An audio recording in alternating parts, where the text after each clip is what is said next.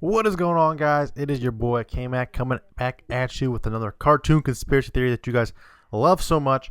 Thank you guys so much for liking on the last video, and I hope you guys could catch my podcast, my last video I put out. If you guys have not seen that, go check out my podcast. Me and my roommates, we have a pretty fun podcast, and we're probably started doing that weekly. So if you have not seen that, go check that out as my last video.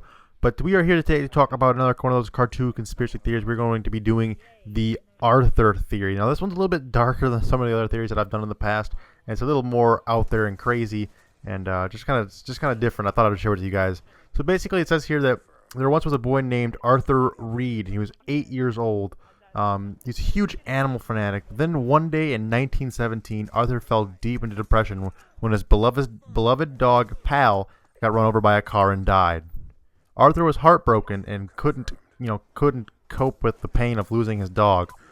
So basically, his parents noticed that he was feeling down and wasn't getting out of the house a whole lot. So they offered to take him and DW, his sister, to the Elmwood City Zoo because they knew he liked animals so much. Now, the night before Arthur and DW and the rest of his family were going to go to the zoo, burglars had broken into the zoo and basically they tried stealing some tigers that were really expensive. They're trying to probably put them onto the black market.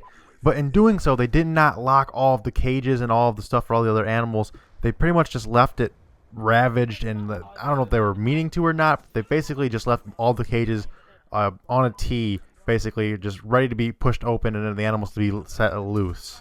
Now, Arthur, being the giant animal lover that he is, was probably the first people at the gate that morning to get inside of the zoo. And the first thing they went to was the large cat exhibits, the lions, the tigers, things of that nature. So they were the first people in to see these tigers and lions and all these big cats. And of course, like we said, the guys had left the barriers and all the cages very loose, very wide open. And of course, when hungry cats in the morning see people like that, it's not a very good combination for those people. Basically, everyone in there started panicking, and all the animals were getting loose. Basically, everything in there was getting loose, from snakes, parrots, big cats, hippos, alligators. Just everything was going apeshit crazy, no pun intended. It was just getting fucking hectic in there, and people were even being killed and maimed.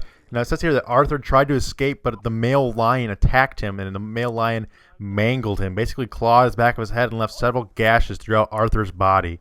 Now, as Arthur lay there bleeding and almost ready to die, basically bleeding out to death, he saw an aardvark coming over to comfort him. Now, this aardvark is, if you're not familiar with this, that's actually what the character is in the actual show.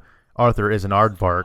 And that's why he's an aardvark, because in his last moments, he saw this cute little aardvark come over and try to comfort him as he was bleeding to death after the lion had mauled him basically to death, pretty much. Although he really didn't die, he was still alive, but barely. He was barely hanging on to life, and he had passed out from his wounds. And the last thing he had seen was the aardvark comforting him.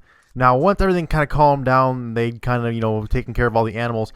They, of course, rushed Arthur to the nearest hospital, where he had lost a lot of blood, and he was not going to be coming back into consciousness at any time soon. Although he was still alive, he was in a sort of vegetable state, suspended animation, I guess you could say, a coma, anything like that. He was basically in a coma, and he was just having this weird dream that he and all of his friends were animal-like humanoids, and that the last thing he had seen in real life and reality was an aardvark. So he dreamt himself to be an aardvark.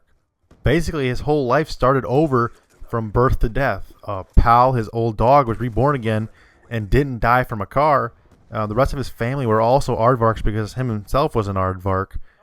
Buster was a rabbit, while Arthur's other real-world friends were bears, monkeys, cats, dogs, mooses, even rats. I mean, it was pretty much just a grab bag of whatever his imagination could come up with, and they would just give him an animal, and he would reassign them into that human-like / animal-like state. And this goes on for years. It goes on for years and years and years, and basically the entire show takes place in the mind of Arthur.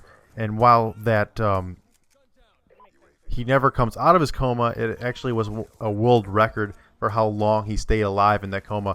He actually lived to be 77, and he went into this coma when he was 8, remember? So that's a long time to be in a coma in a hospital bed or in a special nursing home. He never came out of it, and basically lived his entire life just dreaming in his head that he was an aardvark and all of his friends were all animals, like in humanoid like animals.